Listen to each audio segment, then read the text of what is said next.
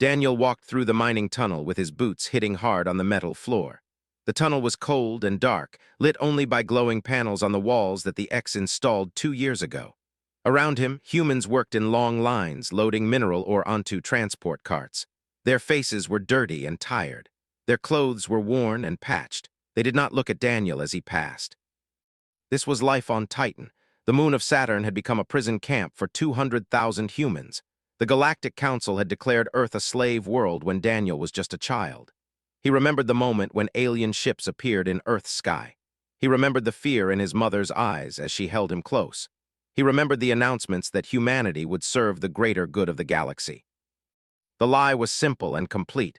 Humans were weak. Humans were primitive. Humans could not think for themselves. The aliens decided that humans should work in the mines. They moved millions of humans to colonies across the solar system. Earth was left nearly empty, with only a few thousand humans needed to maintain the basic structures. Daniel reached the main control room at the end of the tunnel. Inside, the ex-supervisor named was reviewing production numbers on a glowing screen. Had an insect-like face with hard eyes that never showed emotion. His body was covered in a thick shell that no human weapon could damage. The aliens believed they were superior in every way. Daniel bowed his head slightly. This was required when speaking to the X. Showing disrespect meant punishment, and punishment in the mines was quick and brutal. "Supervisor," Daniel said, "the Tunnel 9 team has finished the East Sector. They are ready for assignment to Sector 10. Did not look up from his screen. Productivity in Sector 9 was down 3% this month. Tell them to work faster. Daniel nodded. He turned to leave, but spoke again. "You have been here 14 years, Daniel. You know how things work. You know that the Council expects efficiency. You know that humans are only valuable if they produce. Tell me, why should the Council keep you humans alive if you cannot meet quotas?" This question was not new. The X asked it often, testing the humans, trying to break their will. Daniel had learned how to answer. "We will work harder, Supervisor. We understand our place." "Good," said. "See that you do." Daniel left the control room and made his way through the corridors. Other workers passed him silently. They knew he was an overseer, which meant he had more authority than they did. Many of them hated him for it. They did not understand that being an overseer was the only way he could help anyone at all. That night, after the work shift ended, Daniel went to the storage room in the lowest level of the colony. The room was old and marked as unsafe on all the official maps. No supervisor ever went there. The X did not care about a room that had no value. Inside, Daniel found 4 people waiting for him. Maya was the first to arrive. She was a thin woman with dark hair and sharp eyes. Before the X took her to the mines, Maya had been an engineer on Earth. She had studied how machines worked and how systems could be built and repaired. The aliens did not know this about her. Next came a man with broad shoulders and a calm face. Had been a military officer on Earth, trained in tactics and strategy. The aliens did not care about his background. They saw him as just another worker to be used until he was no longer useful. Sophie arrived last, moving quietly through the shadows. She was younger than the others, but her mind was sharp and quick. She had learned to work with computers since the aliens arrived. She had access to parts of the colony's computer system through her maintenance job. "Did anyone see you?" Daniel asked. "No," Sophie said. "The guards change shift in 5 minutes. We have 30 minutes before the next patrol." Daniel sat down on an old crate. The others sat near him, forming a small circle in the darkness. "I found something," Sophie said. She held a small device in her hand, something she had built from spare parts. "I was doing maintenance on the communication system today. I intercepted a message from the Council. They are worried. The production numbers across all the colonies are down. The mining operations are not meeting their goals."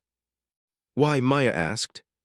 "Equipment failures. The machines are old. The systems are breaking down faster than the X can repair them. They have to send requests back to the Council for new parts, but those requests take months to process. Meanwhile, production drops."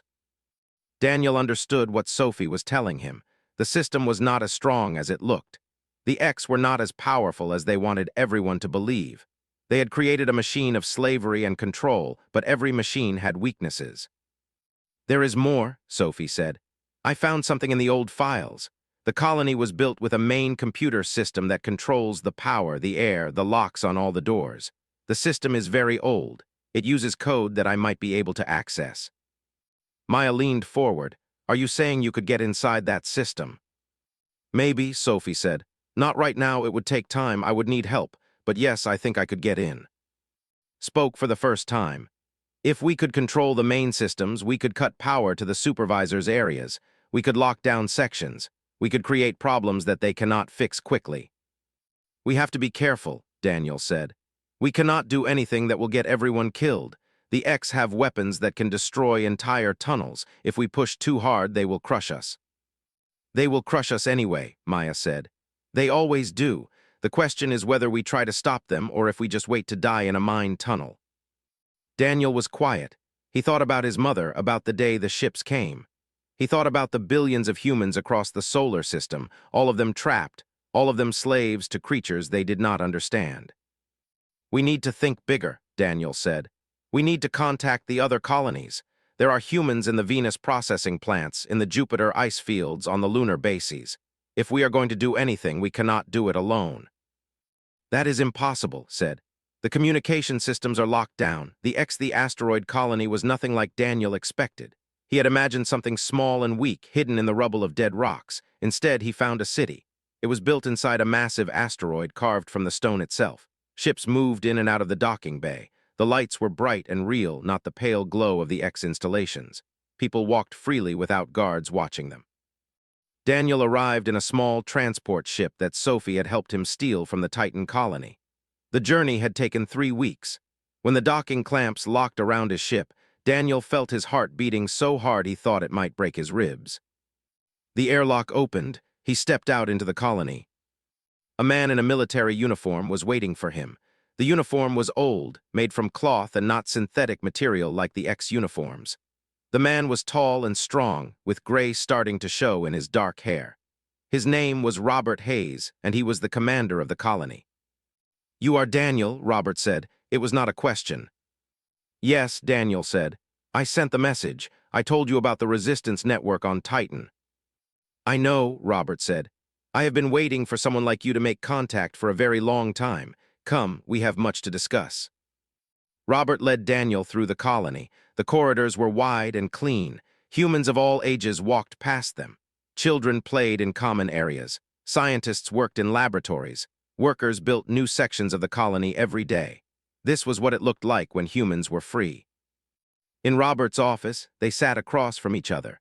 The walls were covered with maps and data screens showing information about the solar system. "How many people do you have here?" Daniel asked. 40,000, Robert said. "They were born here or they escaped from the colony systems. Most of them have never seen Earth. This is their home now." "The X do not know about you." "They know something exists in the asteroid belt," Robert said. "But they do not know what or where. We hide ourselves in the dust and the wreckage. The X do not understand Earth thinking. They do not understand that humans can survive in places they consider worthless." Daniel told Robert everything. He described the resistance network on Titan and the other colonies. He told him about Sophie and her work with the computer systems. He described the weaknesses he had found in the X operations.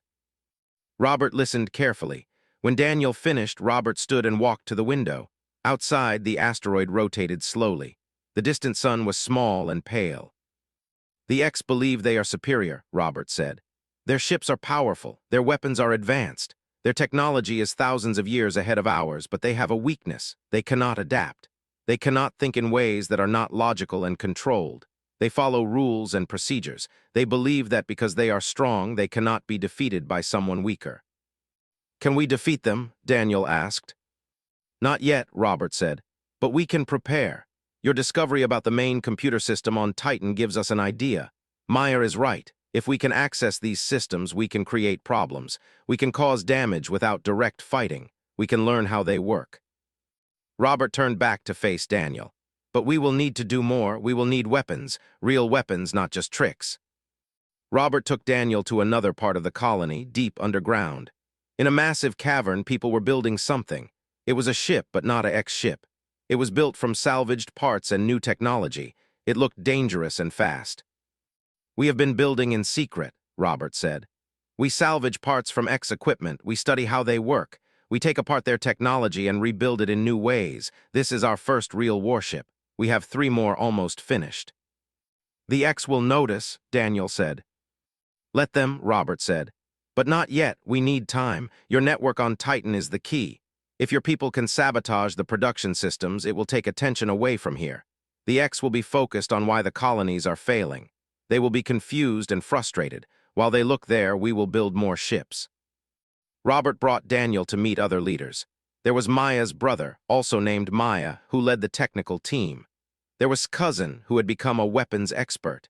There was an entire community of free humans who had been planning for this moment for decades. "How long?" Daniel asked Robert. "How long until we have enough ships to fight?" 2 years, Robert said. "Maybe less if your people can cause enough problems in the X operations.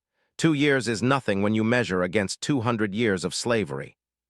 But then things changed. On Titan, Sophie discovered that the computer system was more accessible than she thought.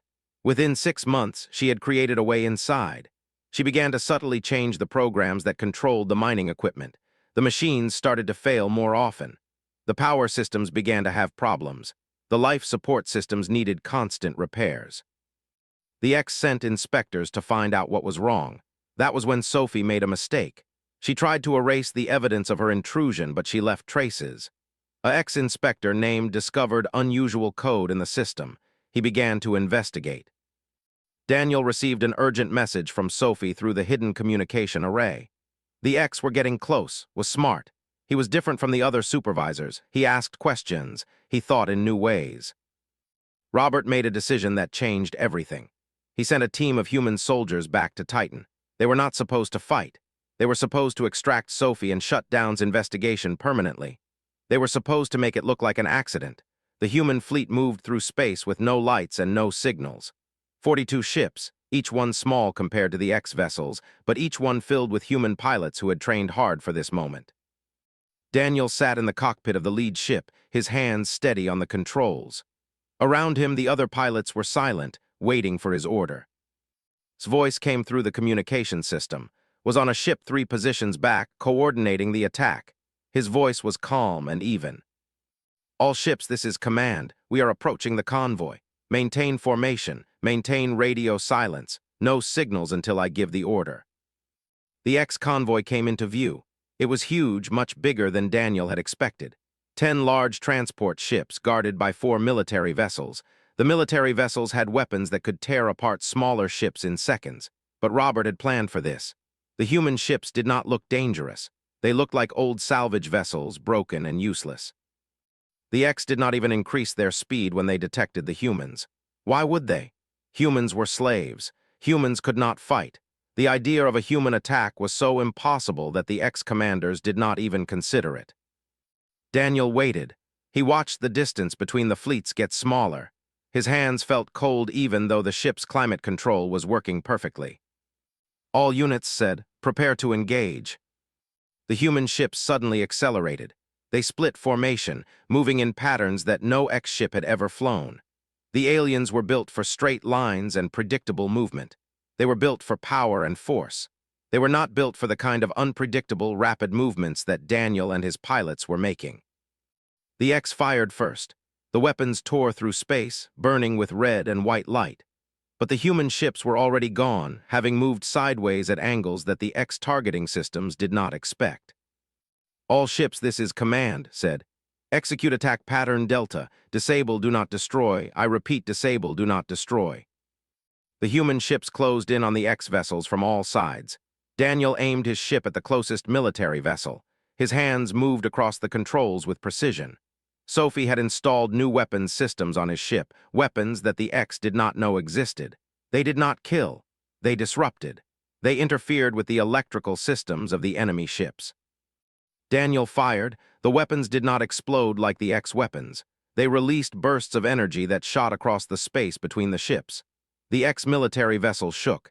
Its weapons went silent. Its communications went dead. Around Daniel, the same thing was happening with the other human ships.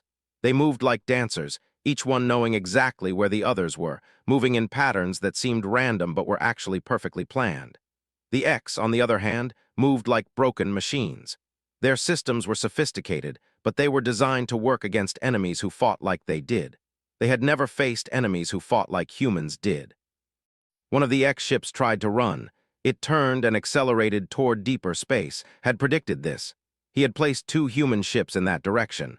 The fleeing X vessel found itself surrounded. It slowed and stopped. The battle lasted 18 minutes. When it was over, 4 X ships were disabled and captured. The transport vessels had not even fired weapons. Their cargo holds were filled with advanced technology that the X had been sending back to the Council worlds. Technology that the humans could study and use and understand. Daniel docked his ship with the main X-military vessel. He put on a suit and opened the airlock. Inside, the X-crew was in chaos. The power was out in most sections. The emergency lights were dim and red. The alien soldiers were trying to restore their systems, but nothing was working. Daniel and his team moved through the corridors. They were not there to kill. They were there to gather information. They were there to prove something. In the bridge of the X-ship, they found the commander. He was a large creature called a Eth, even more intimidating than the X. His eyes were wide with shock. He looked at Daniel with confusion and rage. "How?" the Eth commander said. "How can this be?" "You made a mistake," Daniel said. "You thought we were weak. You thought we could not think like soldiers. You thought your technology made you superior. But we were born on a world where nothing was certain. We survived ice ages. We survived meteor strikes. We survived each other. We adapted. We learned. We never gave up. That is why you are standing here defeated by an enemy you never believed could hurt you." The X-commander had no answer. Daniel took the data devices from the bridge and left the ship. When the human fleet assembled in empty space, and Robert made contact through secure communication. Robert was still at the asteroid colony, waiting to hear what had happened. "We won," said simply. There was silence for a moment. Then Robert's voice came back. He was laughing, actually laughing. "Humanity won," Robert said. "We did it. We actually did it." But the victory was already spreading through the galaxy. The X had communication systems that connected all their colonies and all their ships. When the convoy did not report back, the X sent investigators. When they found the disabled ships and the dead crew members and the stolen cargo, they realized the truth. Humans could fight, humans could win. The response from the Galactic Council was immediate and furious. They sent messages to every X-commander in the solar system. A new order came down. Humanity had rebelled. Humanity was to be crushed. New forces were being assembled. A strike team would be sent to destroy the human colonies completely. But something else happened too, something the Council did not expect. On the colony worlds, humans heard what had happened. They heard about the victory. They heard Robert stood in the meeting room of the asteroid colony and studied the faces of his advisors. Daniel was there, along with Maya and Sophie. There were also military officers and technical experts, and people who had been free for so long that they barely remembered what slavery felt like. They had fought 3 battles now, 3 battles and 3 victories, but victory was becoming expensive. Human ships were being destroyed. Human pilots were dying. The X were learning. They were adapting their tactics. They were bringing in more soldiers and better weapons. "We cannot keep fighting like this," Robert said. "We are not strong enough yet. The X have resources we cannot match. They have more ships, more soldiers, more weapons. If we continue this conflict for another year, we will lose." Nodded, "The commander is right. Every victory costs us more than it costs them. They can replace their losses, we cannot." "Then what do we do?" a young officer asked. "Surrender, go back to being slaves." "No," Robert said. "We change the game. We stop fighting like soldiers. We start thinking like leaders." He turned to Sophie. "What have you learned from the data we captured?" Sophie stood and activated a screen. The data showed communications between the Council and various commanders. It showed disagreements. It showed fear. "The Council is divided," Sophie said. "The aggressive species want to destroy us completely. They see us as a threat that must be eliminated, but other species are different. They are asking questions. They are wondering if we really are slaves or if the slave designation was always a lie. Some of them think we might be valuable as something other than minors." Maya leaned forward. "Are you saying we can negotiate?" "I am saying the Council is not united," Sophie said. "That gives us opportunity." Robert made his decision. It was a choice that many of his commanders did not understand. "We are going to demand a negotiation," Robert said. We are going to contact the Galactic Council directly and tell them that humanity wants to talk." The room exploded in protest. How could they negotiate? They were fighting for their lives. Negotiation meant compromise. Compromise meant losing everything they had fought for. But Robert held up his hand, and the room became silent. "Listen to me," Robert said. "The X think in terms of strength and weakness. We show them we are strong enough to hurt them, and they will respect strength. But strength alone will not defeat them. We need something more. We need them to believe that we are valuable alive, not just dead." Daniel understood what Robert was planning. He had learned to think like a military commander, but he was also still someone who understood people. The X were not so different from humans, really. They wanted to survive. They wanted their species to prosper. They wanted security and resources. "What will we ask for?" Daniel said. "First, recognition," Robert said. "The Galactic Council will officially recognize Earth as a sovereign world. No more slaves, no more colony assignments. Humans are a free species." "The Council will never agree to that," said. "Not all of them," Robert agreed. "But some will, and if some agree, then others will have to follow to prevent war within the Council itself." Robert sent the message through all available channels. He addressed it to the Galactic Council directly. He introduced himself as the representative of free humanity. He asked for a negotiation, and he made his position clear. Humanity had proven they could fight. The question now was whether the Council wanted to fight a war they might not win, or whether they wanted to establish a partnership with a species that had shown remarkable capability. The Council's response took weeks to arrive, but when it came, it was not a refusal. It was a summons. The Council had agreed to negotiate. They were setting a location, a neutral station that orbited a world called Meridian Prime. Robert would meet with the Council representatives personally. Daniel volunteered to go with him. Maya and Sophie stayed in the asteroid colony, controlling the human fleet, ready to support Robert if negotiation failed.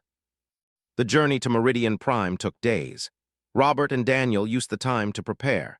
They gathered all the information they could about the different species on the Council. They studied their cultures, their values, their fears. "Remember," Robert told Daniel as they approached the station, "we are not there to beg. We are not there to ask for mercy. We are there as equals. We have something they want, and they have something we need. That is the basis of negotiation." The Council chamber was vast. The ceiling was so high that it seemed to disappear into mist. Representatives from different species sat in chairs arranged in a circle. There were the X, with their hard shells and cold eyes. There were the Eth, the large aggressive species that had led the attacks on human forces. There were the tall beings with 6 arms that specialized in trade and commerce. There were dozens of others, each one representing their own species and their own interests. At the center, in a chair higher than all the others, sat the Council leader. It was a being that Robert had not expected. The leader was not large or powerful-looking. It was called a In, a species known for intelligence and patience. It looked at Robert with eyes that seemed to see everything. "I am Council Leader Or," the being said. "You are Robert Hayes, the leader of the human rebellion." "I am Robert Hayes, the representative of free humanity," Robert corrected. "And we are not rebels. We are a free people claiming our rights." There was silence in the chamber. Robert could feel the shock. Humans were not supposed to speak this way. Humans were not supposed to claim anything. "You have destroyed Council property," the representative said, standing up. "You have killed our soldiers. You have violated the slave codes that govern this sector. For these crimes, you should be executed." "I have destroyed weapons used to oppress my people," Robert said. "I have fought soldiers who were trying to destroy me. I have violated unjust laws created by a council that has no right to make laws for free species." "What makes you believe humanity is free?" another representative asked. "The fact that we were willing to die rather than remain slaves," Robert said. "Freedom is not something that is given. It is something that is taken. We have taken it. Now the question is whether the Council accepts this reality, or whether the Council wants to spend the next 100 years fighting a war against enemies who cannot be defeated." Robert then presented his case. He showed evidence of X brutality. He showed human capability and human intelligence. He explained that the original slave designation had been based on lies and false assumptions. He pointed out that humans had accomplished in a few years what should have taken decades. He suggested that such a species might be valuable as partners rather than as slaves. The Council leader, Or, listened carefully. When Robert finished, the leader stood up. "The human speaks truth," Orr said. "The slave designation was based on incomplete information, but I propose something different. The Council will recognize Earth as a sovereign world. Humans will be granted full citizenship and representation on the Council. In exchange, humans will share their tactical knowledge and their adaptability technologies with the Council. Is this acceptable?" The room erupted in argument. Some representatives agreed, others refused. The Eth demanded continued war, but the saw profit in trade with humans. Other species began to align with different positions. Robert realized in that moment that he had done more than start a negotiation. He had created division within the Council itself. Some species saw humans as a threat that must be eliminated. Others saw humans as an opportunity for power and profit. Then something happened that Robert had not planned for. A distress signal came through the Council chamber communication system. A disaster was unfolding on the edge of Council space. A solar flare had struck without warning. 3 inhabited planets were in danger. The Council's disaster response systems were not moving fast enough. Thousands of alien lives were about to be lost. Robert stood up. "We will help," he said. "Our ships and our people can respond faster." Than the ship descended toward Earth slowly, giving Daniel time to see his world as it truly was. The clouds were white and beautiful. The oceans were blue and vast. The continents were green with life that had survived 200 years of alien presence. Daniel had not seen Earth since he was 5 years old. He had spent 55 years in the mines and in space, and now he was coming home. The landing field was crowded with people. Thousands of them. They had heard that humans from the colonies were returning. They wanted to see what humanity had become in the face of slavery and war. They wanted to meet the people who had chosen freedom instead of submission. Daniel stepped out of the ship. The air was warm and wet, so different from the recycled air of the mining colonies. The gravity was stronger than he was used to. His legs felt heavy, but he was smiling. Maya was beside him and Sophie. They stood together and looked at the crowd. An old woman pushed through the people. She was small and thin with white hair and deep lines on her face, but her eyes were bright and alive. She ran to Daniel and embraced him. It was his mother. She had been one of the few humans left on Earth, maintaining the empty structures that the X no longer cared about. For 50 years, she had waited to see if her son would ever return. "You are alive," she said, crying. "You came back, you actually came back." Daniel held her and felt the weight of all those years fall away. He had survived. Humanity had survived. The future was uncertain, but it was free. 3 months later, Robert established the new human government structure. The asteroid colony became the capital of the human worlds. The colony had grown to include not just those who were born there, but thousands of humans from the mining stations who had chosen to stay and help build the new human civilization. Sophie had become the director of human communications with the Council. She managed all the contact between Earth and the other worlds. She also worked with technicians to restore the old human settlements and to create new ones. Maya led the research division of the new human government. She worked with alien scientists to develop technology that combined human creativity with alien knowledge. The results were remarkable. The weapons they created were not as destructive as the X weapons, but they were more intelligent. They were more flexible. They were tools that a human mind could adapt to new situations. Became the commander of the human military forces. The human fleet had grown to 200 ships, but understood that military strength was not the real power of humanity. The real power was the willingness to adapt, to learn, to face impossible situations, and find a way forward. Robert Hayes sat on the Galactic Council, but his seat was not an easy one. Many species still distrusted humanity. Some wanted to remove the human representation. Others wanted to use humans as tools to gain advantage in council politics.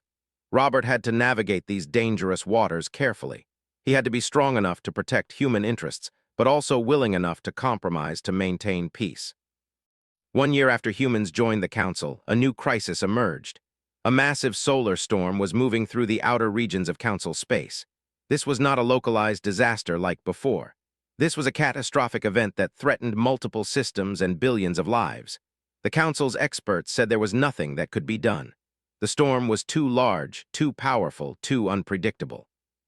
But Sophie had an idea. She had been studying the data from the solar storm, looking at its patterns and movements. Something about it reminded her of the weather systems on Earth. Earthly storms were chaotic and destructive, but humans had learned to predict them, to prepare for them, to survive them. "We can do something," Sophie told Robert. "Not to stop the storm, but to protect the populated areas from its worst effects. It will require precise timing and coordination, but it is possible." Robert took the proposal to the council. The response was mixed. Some species believed Sophie was wrong. Some believed that even if she was right, the cost would be too high. But the council leader authorized the attempt. Daniel led the human evacuation effort. He coordinated with ships from 7 different alien species. The evacuation plan was complex and required millions of individual actions to be coordinated perfectly. But humans, who had been trained for 200 years to work in dangerous, unpredictable environments, knew how to manage complexity. Sophie's predictions were accurate. The evacuation happened in time. Billions of alien lives were saved. The planets and stations that were protected survived with minimal damage. When the solar storm passed, the council had a clear understanding of what had happened. Humans had saved them again. This time it was not a single disaster. This time it was proof that humanity had something that no other species possessed. It was not military power or technological superiority. It was the ability to face chaos and find order in it. It was the ability to see solutions where others saw only problems. 6 months later, Robert addressed the Galactic Council. The chamber was full. Representatives from every major species were present. Some were friends, some were still enemies. Some were neutral observers waiting to see which way the political winds would blow. 200 years ago, the Galactic Council declared humanity a slave species, Robert began. That declaration was based on lies and false assumptions. 200 years of slavery did not break humanity. Instead, it taught us to survive. It taught us to adapt. It taught us to value each other in ways that you cannot understand. Robert paused, looking around the chamber. He saw representatives who wanted to hear this. He saw representatives who wanted to argue. He saw representatives who simply wanted to understand. "You said that we were declared slaves," Robert continued. "Now you see that humans are something more. We are not rulers of the galaxy. We do not want to dominate other species, but we are not weak either. We are not helpless. We are equal. We are partners." This is the new reality of the Council. We are no longer a species defined by another's rules. We are a species that chooses our own path, and our path is one of cooperation, of learning, of building something greater than any of us could build alone. The speech was recorded and transmitted throughout the Council space. It was translated into every language. It reached every human world and every alien world. For the first time, the galaxy heard humanity speak not as beggars, but as equals. In the mining colonies where humans had once worked and suffered, the announcement was met with celebration. The new government began the process of evacuating the remaining mine workers and establishing human settlements. The mines were sealed. The X would have to find other sources of minerals. The age of human slavery was truly over. Daniel stood on the surface of Earth and looked up at the night sky. The stars were beautiful and infinite. Somewhere up there, human ships were flying. Humans were building. Humans were creating. Humans were part of something larger than themselves. His mother stood beside him. She was smiling. "Do you remember," she asked, "when the ships first came, when you asked me if we would ever be free again?" "I remember," Daniel said. "I was afraid. I thought freedom was impossible." "And now?" his mother asked. Daniel looked at the sky again. He thought about the mining tunnels on Titan. He thought about the first human victory in space. He thought about Robert standing before the council and demanding recognition. He thought about Sophie saving billions of alien lives with her understanding of Earth's chaotic weather. "Now I know," Daniel said, "that freedom is not something given to you. It is something you choose no matter how impossible it seems. It is something you fight for no matter how long it takes, and once you have it, you never let it go." His mother took his hand. Together they watched the night sky, watching the human future unfold among the stars. In the halls of the Galactic Council, species that had once thought of humans as slaves now came to humans asking for help. They came asking for advice. They came asking how humans had survived such brutal conditions and emerged stronger. They came asking if humanity would teach them the secret of adaptation and survival. Robert Hayes had an answer for all of them. He would tell them that humanity had no secret. Humans had simply refused to accept that they were weak. Humans had simply chosen to fight. And in the end, the species that the Council had tried to destroy became the species that the Council could not survive without. The age of human slavery had ended. The age of human freedom had begun, and the galaxy would never be the same again. Your systems. We have knowledge of natural disaster response that no other species possesses. Or studied Robert, then the leader nodded. Go, save those lives, then we will talk about partnership. Robert took the human fleet and raced to the disaster zone. Daniel piloted the fastest ship. Maya had upgraded them with every enhancement they could make. Within hours, they were pulling millions of aliens from the planets in danger. They used human knowledge of rapid evacuation and improvisation to save lives that the Council's own systems would have lost. When it was over, when the danger had passed, Robert returned to the negotiating table. This time, even the Eth could not argue. Humans had saved their people. Humans had proven their value. The vote was taken. It was not unanimous, but it was overwhelming. Humanity was free. Earth was a sovereign world. Robert Hayes would sit on the Galactic Council as humanity's representative. As Robert and Daniel left the chamber, Daniel asked him a simple question. Did we win? No, Robert said. We survived. That is not the same thing, but it is enough to continue. It is enough to hope that someday survival becomes victory, and victory becomes peace. That humans had defeated ex-soldiers. They heard that freedom was possible. In the mining colonies on Titan and the processing plants on Venus and the ice stations on Jupiter, humans began to ask questions. They began to doubt. They began to hope. And hope was the most dangerous thing the X had ever given humanity. They did their job perfectly, disappeared in a tunnel collapse. His investigation died with him. The X reported it as a work accident. No one suspected anything else. But the message was clear now. Humanity could not hide forever. The X would eventually find them. The time for hiding was coming to an end. The time for fighting was beginning to approach. Robert called Daniel to his office again. This time the commander's face was serious. This time his words were final. In 6 months we will have enough ships, Robert said. When we do, we will launch. We will attack a X convoy and take their equipment. We will win our first battle. And after that, humanity will know that we can fight. Humans in the colonies will rise up. The X will face rebellion everywhere. They will have to choose between keeping us as slaves or destroying us completely. Daniel understood what Robert was saying. There was no more middle ground, no more hidden resistance, no more hopping that things would change on their own. Humanity was going to take back their freedom by force. Then we fight, Daniel said. Then we fight, Robert agreed. And we do not stop until we are free or we are dead. Monitor everything. Not everything, Sophie said quietly. The old communication array on the backside of Titan was supposed to be shut down 5 years ago, but the orders never came through. It is still there. It is still powered. No one uses it because no one remembers it exists. Daniel felt something move inside him, something like hope. He had learned long ago not to trust hope because hope was dangerous, but he could not stop what he was feeling. Then that is where we start, Daniel said. Sophie, I need you to get that array working. Maya, I need you to help her. I need you to find others, people you trust, people who are angry enough to want change. And you, Maya asked. I am going to make contact with the free colony in the asteroid belt, Daniel said. Humans who were never caught by the X. If they exist, if they are still free, then maybe they can help us. The 4 of them sat in the darkness, knowing that what they were starting could only end one way.